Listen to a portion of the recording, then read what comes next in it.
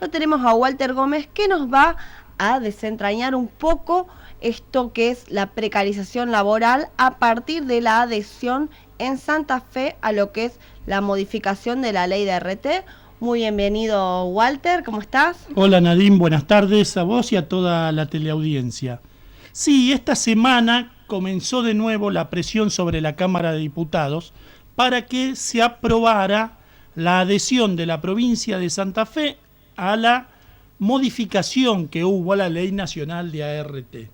Modificación que en general fue rechazada por los gremios, por los abogados laboralistas, por las organizaciones, por el trabajo en general.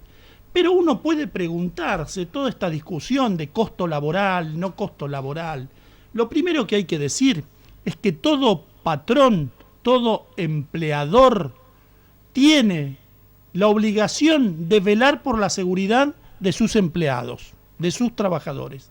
Esta obligación de seguridad tiene un fundamento constitucional. Pero además, tenemos que entender que si alguien se está beneficiando con el trabajo de otro, es lógico que deba responder por los daños que con motivo o en ocasión de ese trabajo se le causaran, o por las enfermedades que tuvieran que ver también con ese trabajo. Este concepto que es liminar, a partir de ahí se desarrollan las leyes. El trabajo gozará de la protección integral de las leyes, dice la Constitución. ¿Y qué es lo que se decide normalmente? Bueno, en Argentina tiene una ley de contrato de trabajo que establece las modalidades, la forma en que una persona va a ser empleada por un sujeto, sea persona jurídica o sea persona física, pero también establece otra ley, la protección por la obligación de seguridad. Es aquí que hay una tensión permanente en la sociedad entre las organizaciones de trabajadores, que obviamente quieren una mayor protección, y las organizaciones empresarias y las compañías de seguro, vamos a decirle así para que sea más fácil de entender, que pretenden limitar de alguna manera lo que deben pagar. Porque acá, recordemos esto, el trabajador pone todo su cuerpo, todo su conocimiento al servicio de este contrato de trabajo.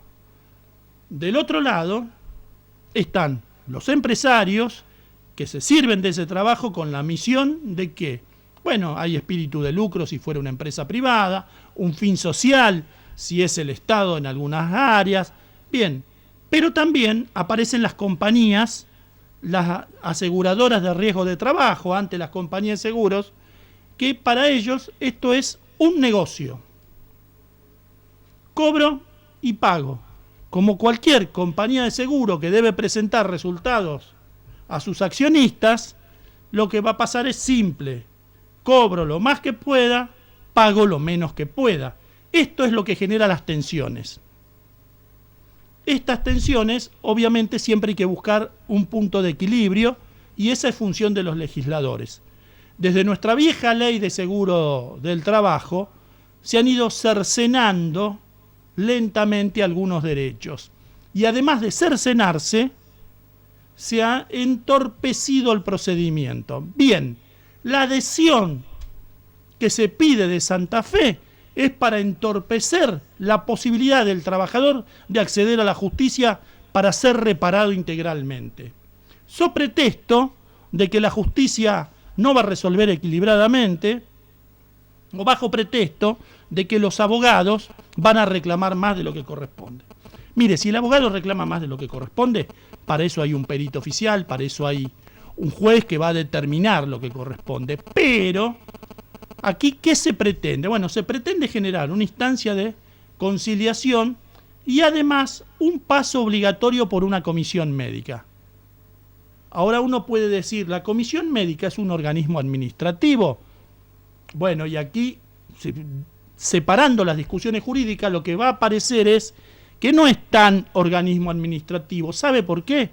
Primero porque los médicos no son funcionarios públicos que van a actuar en esa comisión médica.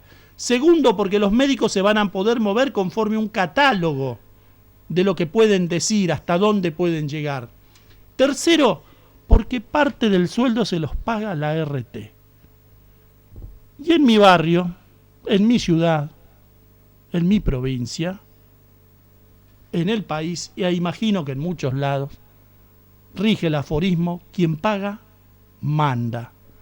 Yo no creo que todos se presten a este juego, pero indudablemente deja una puerta abierta para que, digamos, no nos conviene ir a la comisión médica, vayamos a la justicia, pero si nos imponen obligatoriamente ir a la comisión médica, lo que va a pasar es que se dilata en el tiempo el reclamo.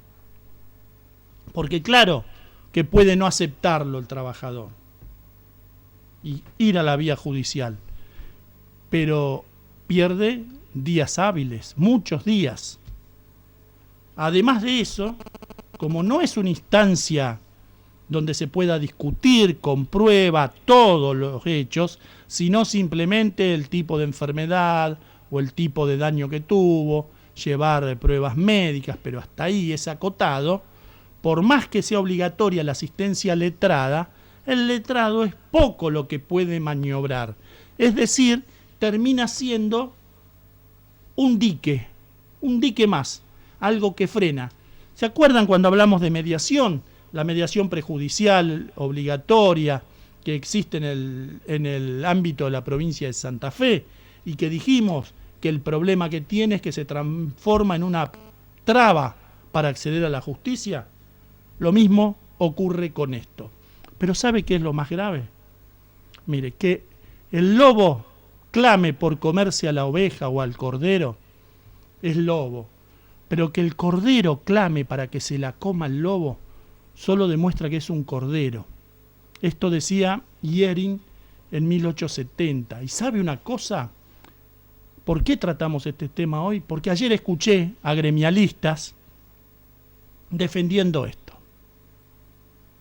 Ayer escuché al secretario general del Sindicato de Camioneros de la provincia de Santa Fe defendiendo esto. Aclaro que no están en la misma línea que el secretario nacional de camioneros, ¿no? Están en una línea aparte. Pero bueno sería que pensaran en los trabajadores, no en las rencillas internas o en quedar bien con alguna patronal, y que no presionaran a los diputados, porque el Senado lamentablemente aprobó por unanimidad esto. Los senadores que nos representan aprobaron por unanimidad este tema, pasa a diputado y vamos a ver. Más allá de no se imaginan todas las cuestiones que tenemos para tratar, ¿eh?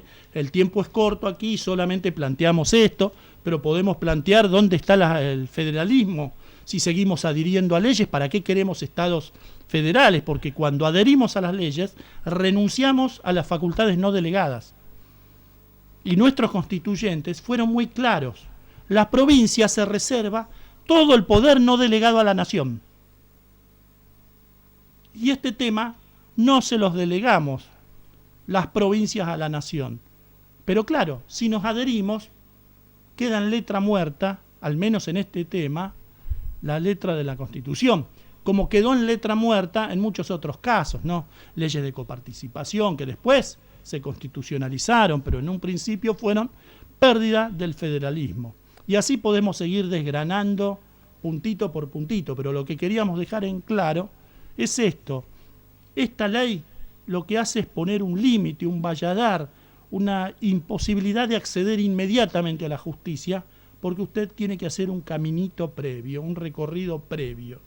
Y claro, en ese recorrido previo, la empresa tiene su dinero, lo que a usted le corresponde por reparación integral. Lo tiene. Ellos pueden negociar, pueden hacer lo que quieren, ponerlo en LELIC, entre comillas. Pero usted se va a encontrar que está necesitado, con hambre, a lo mejor hasta no atendido correctamente, a lo mejor hasta los despidieron. Bueno, dígame si el tiempo no juega a favor de la empresa y en contra suyo. Walter, muchas veces el argumento que se utiliza para manifestarse en contra de los derechos laborales es apelar a supuestas avivas o una supuesta industria del juicio, pero lo que está en el medio es la vida del trabajador, por un lado, y por otro lado le consulto si en realidad no es lo que garantiza que haya juicios laborales la existencia de irregularidades dentro de los distintos lugares de trabajo, y más en contextos como estos donde la precarización es lo que reina. Ninguna duda.